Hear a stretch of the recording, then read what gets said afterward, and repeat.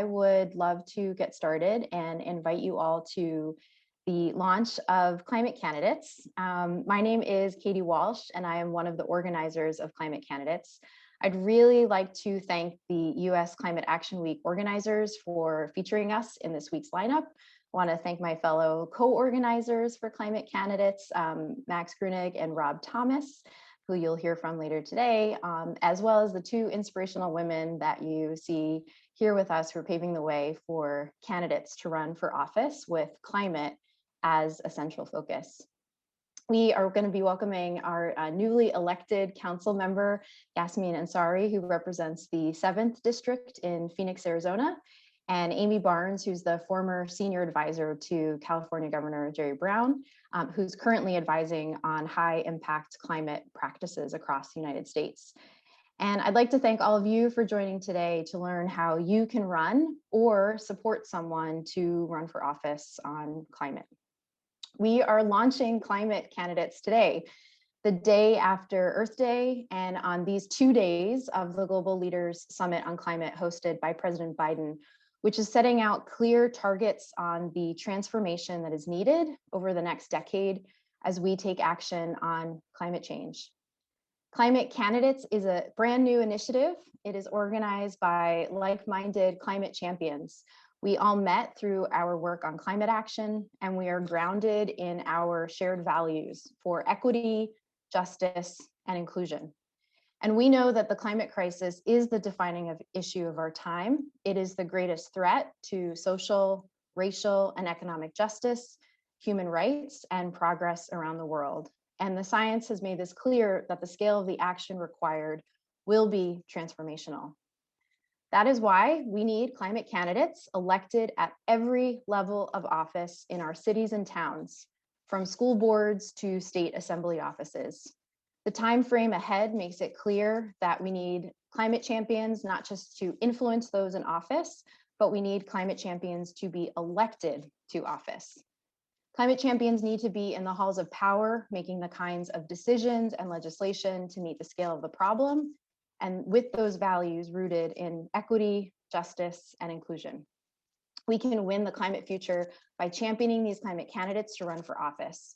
And to get there, we need to offer a launch pad to consider that first step. So we're really thrilled that we are launching this pilot in an accelerator from June 4th to 6th in a couple weeks, where we will be organizing a 3-day interactive virtual workshop. We hope you'll join us, and more information is on our website at climatecandidates.org, and Rob will take us through that later during the session.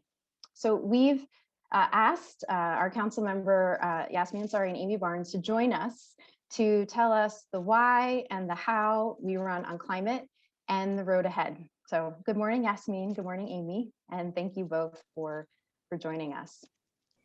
Council member, I would love to ask you to start and I give a little bit of your background. You were just inaugurated, congratulations, on Monday, April 19th, and you've had an incredible first week in office.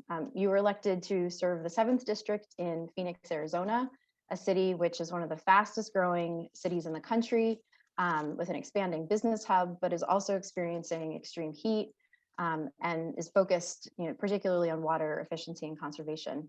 You have a long track record in climate action, and I'd love for you to kind of give us a little bit about, your journey of running for office on climate, what motivated you, and how did you win?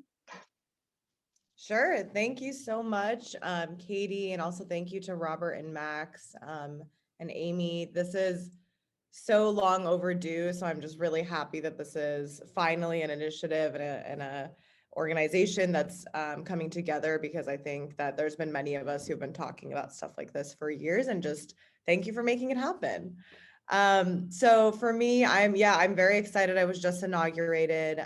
But before I get into some of your questions, I think a little bit of context about just the district that I am representing now, and the city of Phoenix. As Katie said, Phoenix is the 5th largest, fastest growing city in the country. So District 7 is about 200,000 people that you're representing, and it's a very diverse district. It encompasses downtown Phoenix, but also spans all the way to areas, you wouldn't recognize these terms, but South Phoenix, Maryvale, more low income, low income communities, working families, lots of communities of color. So it's very diverse, which is exciting, but, and I'll get to it later, but environmental issues and environmental racism really does play a huge role in District 7, which is kind of what I ended up focusing on a little bit. But why I decided to run as a climate candidate, honestly, it spurred from a lot of things you said really resonated with me. That line about being in the position of trying to influence others to, take action on climate change versus wanting to just be the person to do it is kind of where I was at. And it's so funny it makes a lot of sense to be here with Amy, because it was actually when I was working with her that I first thought about it in my head about running for local office in Arizona, because we were working on something called the Global Climate Action Summit, huge summit taking place in San Francisco that was actually focused on cities, states, companies, individuals. And during that time, I really started thinking about, my hometown and Phoenix, and doing the research of, okay, well, where's Phoenix at on all of this? As we were doing work with the C40, I remember literally being at dinner with folks from the C40 and asking them about Phoenix, and them telling me, they've been trying to join for years, but we haven't quite accepted them into the fold. And, there's still more work to be done. All of these things were kind of just happening at one time. And I had done, I had worked at the UN prior to that, and I'd worked on the Paris Agreement and then several other climate summits, both before and after the San Francisco one. And I kind of just wanted to, again, move from that position of convincing and trying to get commitments from others, but rather just being the one to make things happen within that context. I think we need more of us, like you said, to just be in those positions to make things happen as fast as possible, given the urgency of the crisis. So that was the why I decided to do that. In terms of the how, I think there's obviously so much that goes into running for office. It's far beyond just, the issues that you're running on, but the campaign in general. But in terms of how I ran as a climate candidate in particular, I would say it was definitely especially when I kicked off, I think everyone kind of pigeonholed me as the climate candidate. It was obviously the issue I talked about as the, why I decided to run. But then I really tried to tailor my messaging to focus on bread and butter issues that affect people on a daily basis. So again, going back to Phoenix and going back to my district, the number one issue here, I would say, in addition to heat, is air pollution. Air pollution is horrific.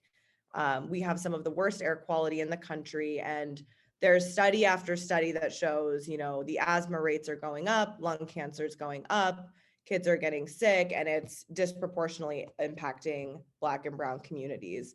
And that's not just something that's in a study. When I would knock on doors, people would actually bring up air pollution as an issue. It wasn't, the same amount of people that brought up public safety and repaving roads and speed bumps also brought up air pollution. So it really did resonate with people when you talked about, look, we need to do things, we need to enact policies that will curb this pollution, will improve our air quality. Otherwise, your kid will literally be sick.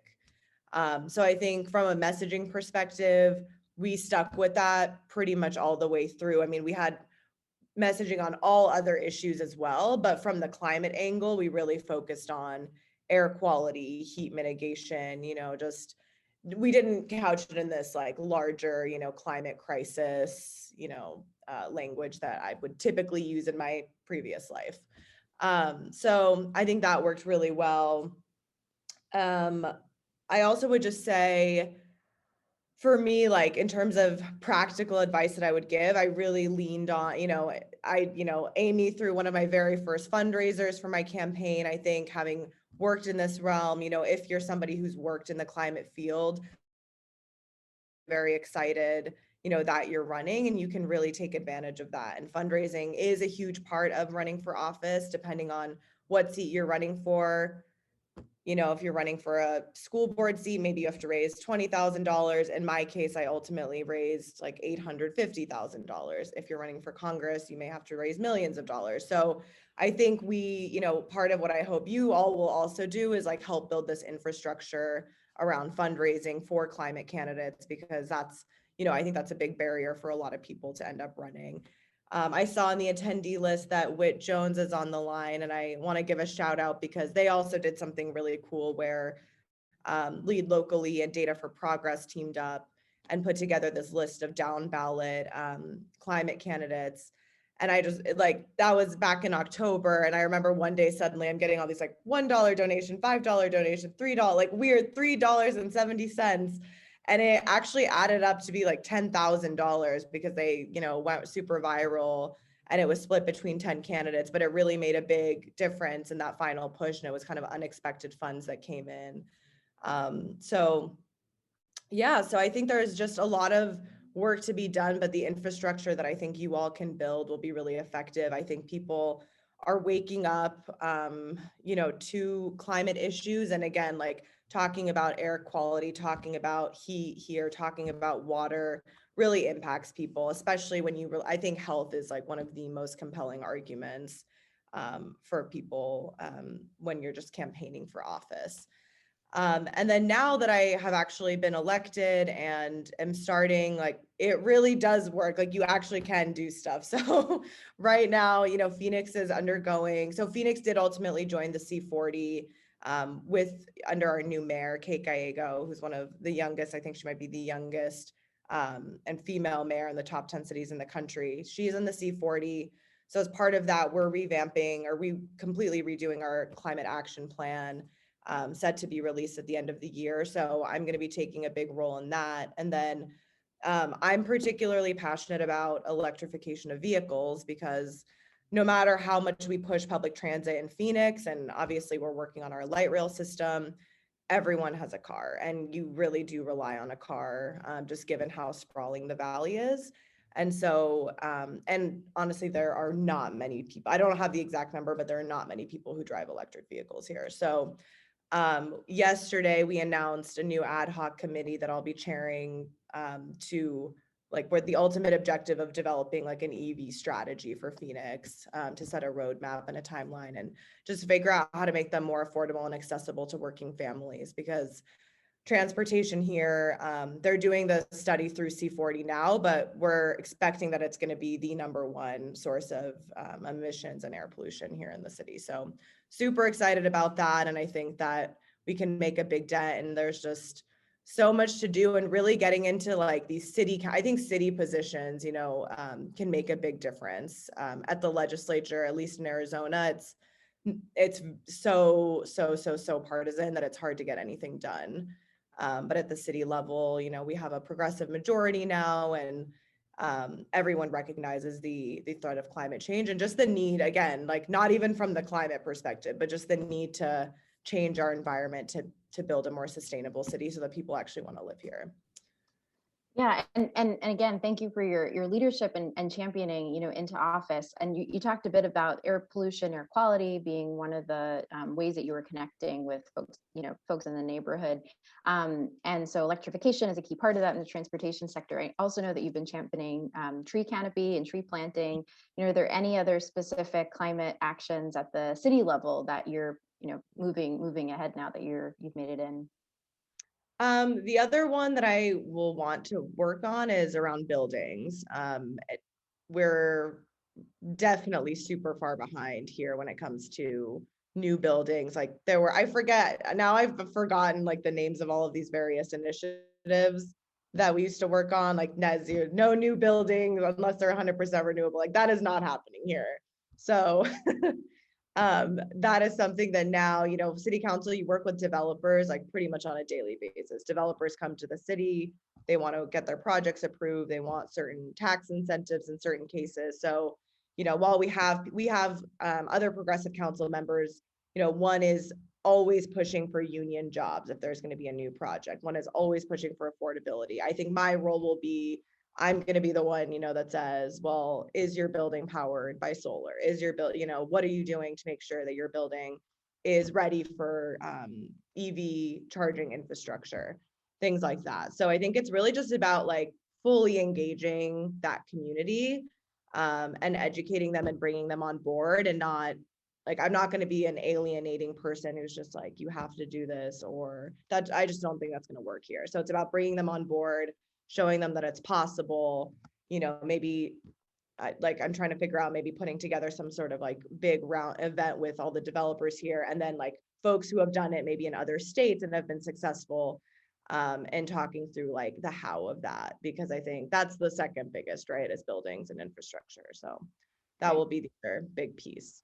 Right, right. And pre-COVID too, I mean, across the United States, transportation overtook buildings as the sort of biggest emissions, carbon emission sink. Amy, you are old friend of Yasmin's, and I know I'm sure you have stories that you two could tell if you want to share any of those. And Amy, you've been at the forefront of working with elected officials, most notably to the carbon neutrality goals that the state of California passed when you were an advisor to Brown. And you've been championing legislation and now working across the United States on these high impact practice areas.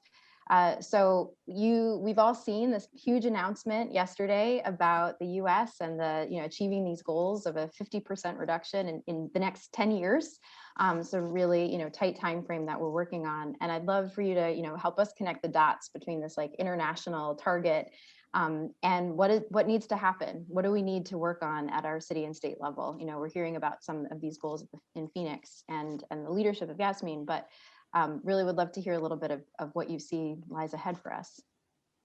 Absolutely. Thank you so much, Katie and Robert and Max, for having me. And it's really a pleasure to be here with you all and Yasmin, who, as she mentioned, is a friend and former colleague and somebody that I have so much respect for and have been so delighted to see stepping into the leadership role that she's in now. And as she mentioned, I think she called me on Thanksgiving morning as she was getting ready to start her campaign and asked if I would help host one of her early fundraisers. And I think my response was, I would be mad if I heard you had called somebody else and they were hosting a fundraiser for you. So we did that, and it was really fun and just a delight to get to see her campaign grow and be so successful. So just one, lesson or piece of advice I would give to people on this call who are thinking about running, which is definitely reach out to the people in your network who you've worked with before, because there are so many of us who want to be supportive of your race, and we'll be mad if you don't reach out to us. So definitely do it.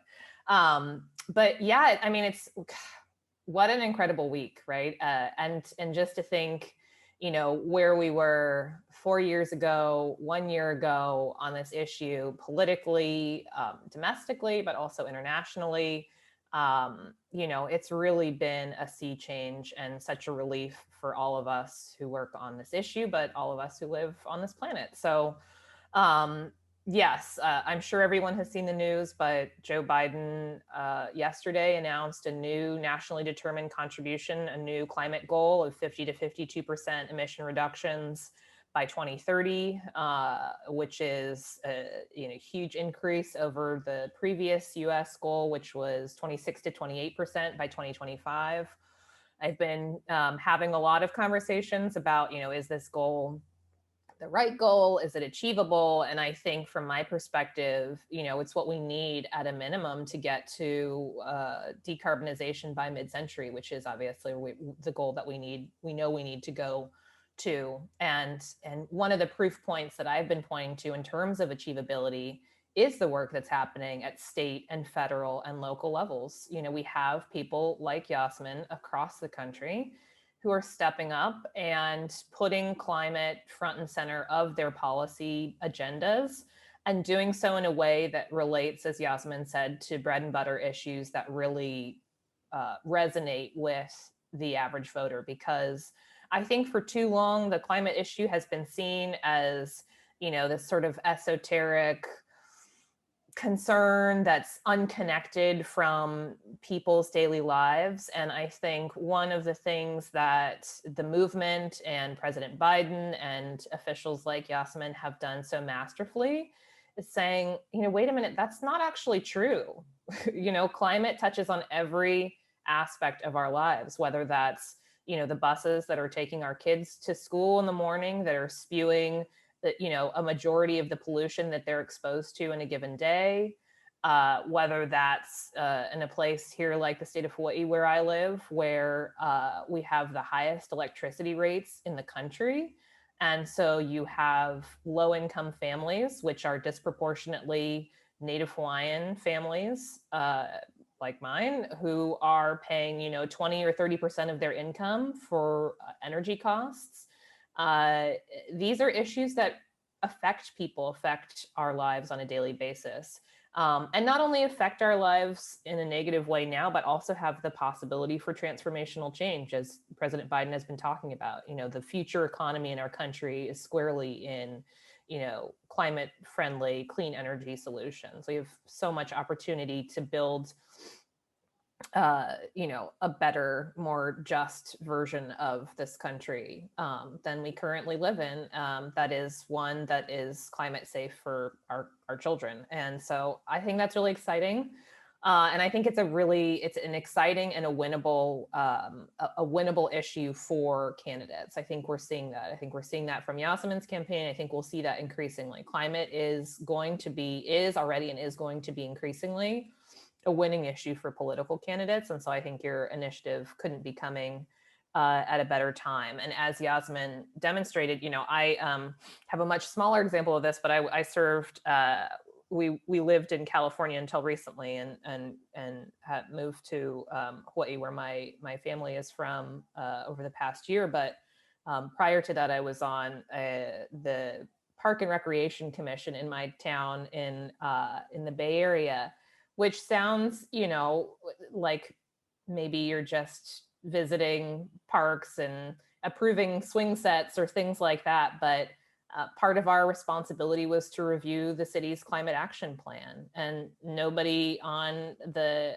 commission prior to my joining was talking about sea level rise. We had new parks planned in a part of town that was vulnerable to sea level rise. And so, there were questions about, should we be building new seawalls to protect this infrastructure that we're going to build? How are we thinking about, greening our parks, planting trees, planting native tree species that sequester more carbon usually than invasive species? And so even on something, as I don't want to say small, but as specific as that, where, we maybe had 5 people show up to every park and recreation meeting that we had on a monthly basis. But I was able to, in a small way, contribute to reorienting how the city was thinking about climate concerns. So I think, that is just a way. I know that sometimes it can feel really overwhelming for people to think about being a candidate, because I think the mind always goes to, I have to run for Congress, or I have to, run for mayor. And certainly if that's what inspires people, I think that's important. But also, you can reach out to your mayor and apply to be on a commission. You can run for local office. And as Yasmin said, I think in many cases, that level of office has incredible power that people aren't always aware of. And then the last thing I'll just say is that in addition to running for office, there are also appointments both at the federal and state and local levels.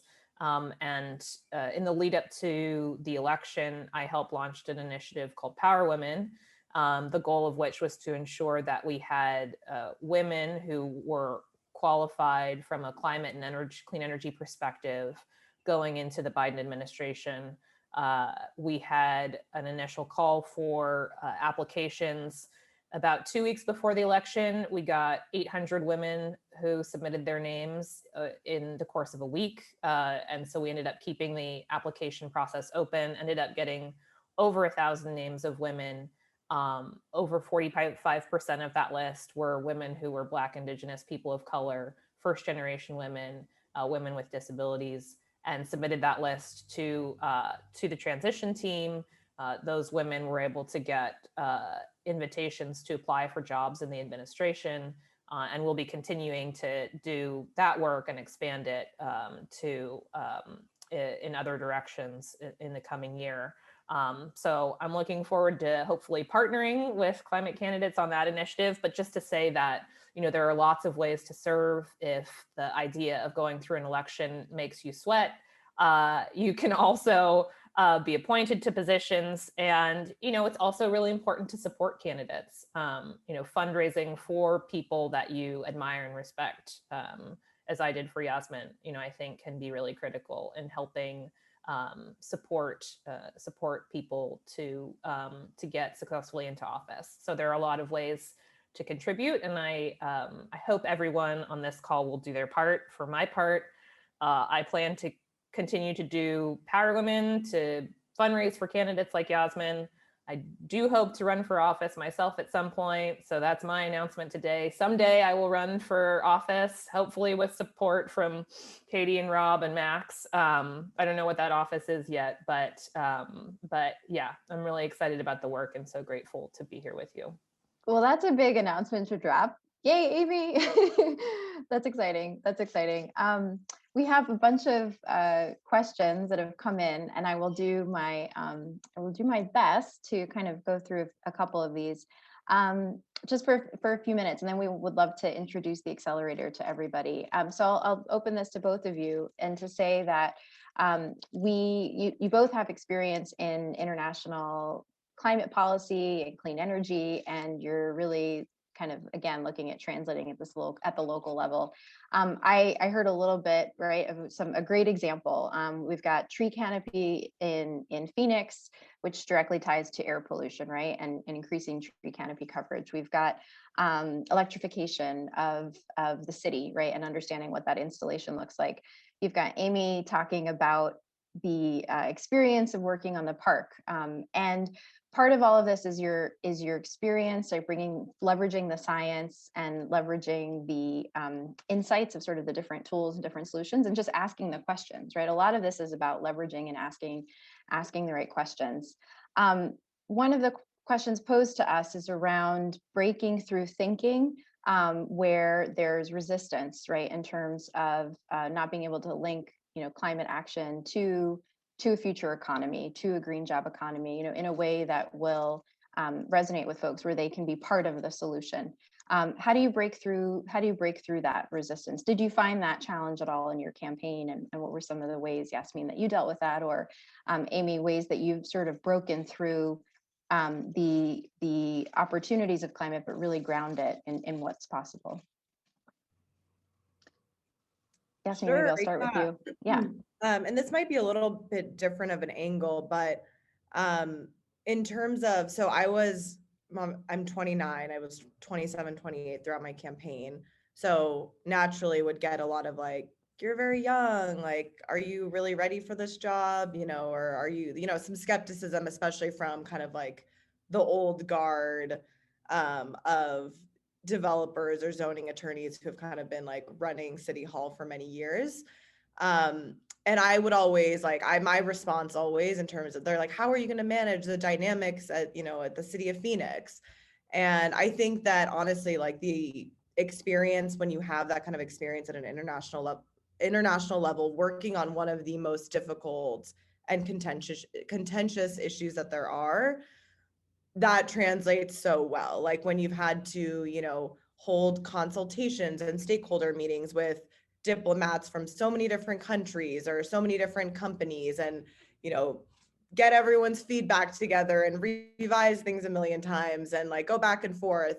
All of that sort of like diplomacy and negotiation and stakeholder management is literally exactly what you have to do as a council member, just on like a new building that's going up and how that's going to affect the neighborhood, or just issues that affect, at a much smaller scale, frankly, than the issues that you were doing at the global level. So I think from like an actual experience perspective, it translates really well because it's a very similar type of skill set that's necessary.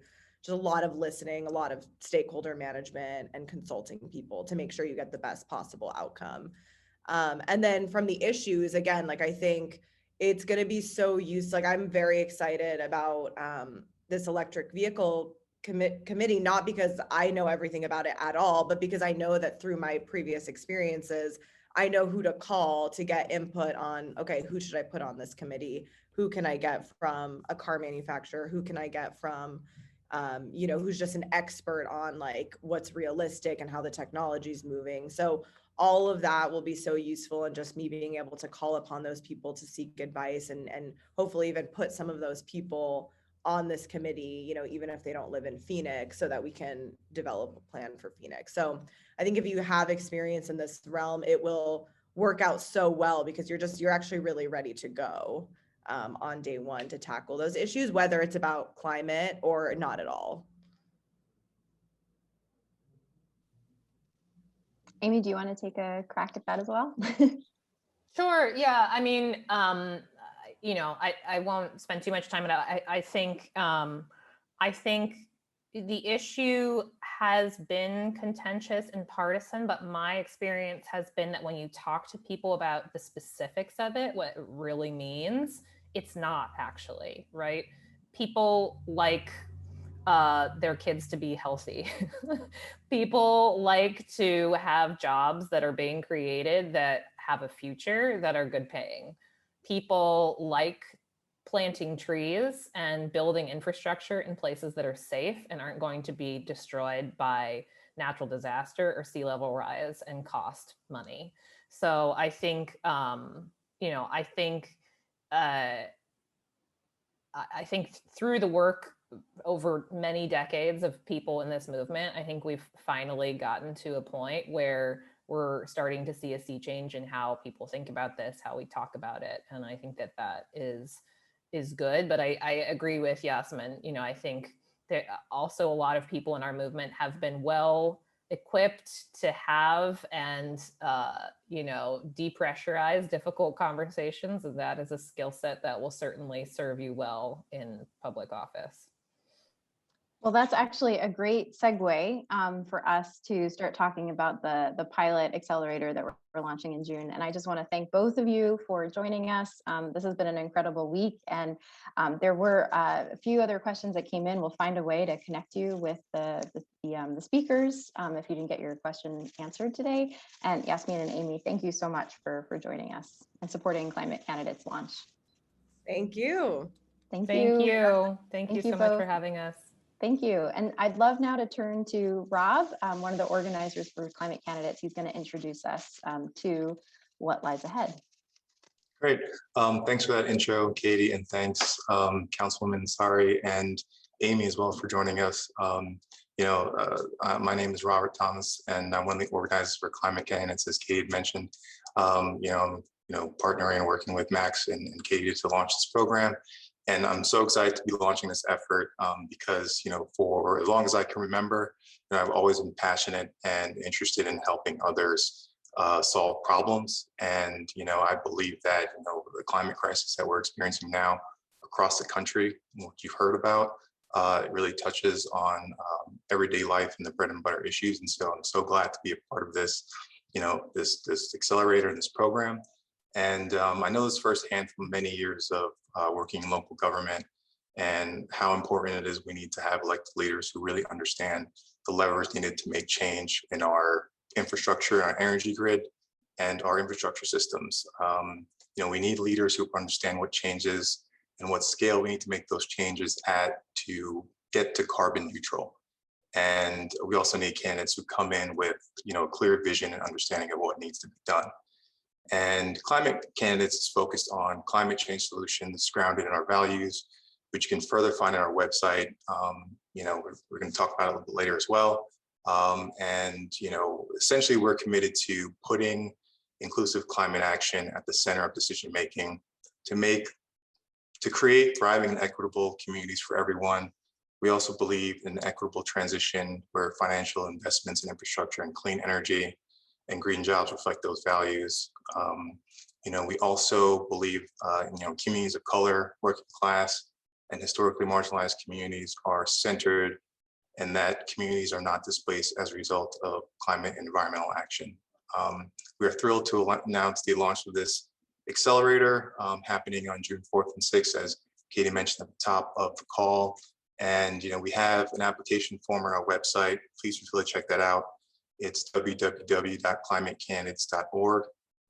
We have check out the website.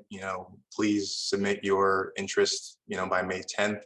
It's going to be here before you know it, so just take a look and get those interests in soon.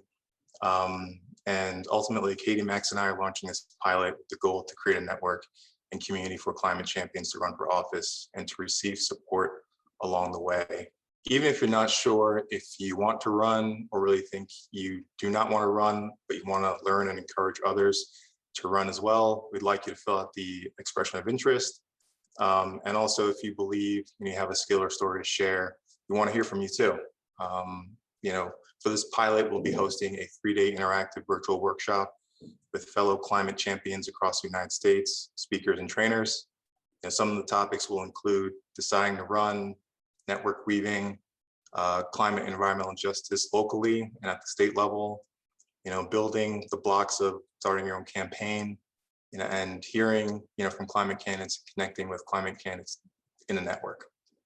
We want all participants to leave with some of the basics to be inspired to run for office and get to know your other fellow climate champions as well, considering, run for office throughout the country.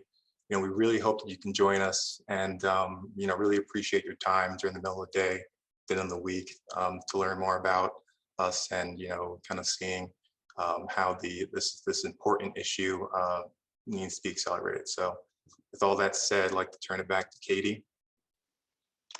Thank you, Rob. And we are really excited about launching this. We expect to have other climate candidates across the US. We hope Yasmin will be able to join us again for the accelerator. Amy talked a little bit about her initiative with Power Women.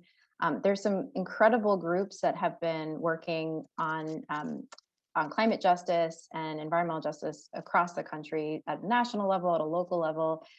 And climate champions across the country. And we're really seeding sort of that launch bed to encourage folks to step up and run and create that network. So it's open, a group of friends, the 3 of us, around organizing this with our friend Max.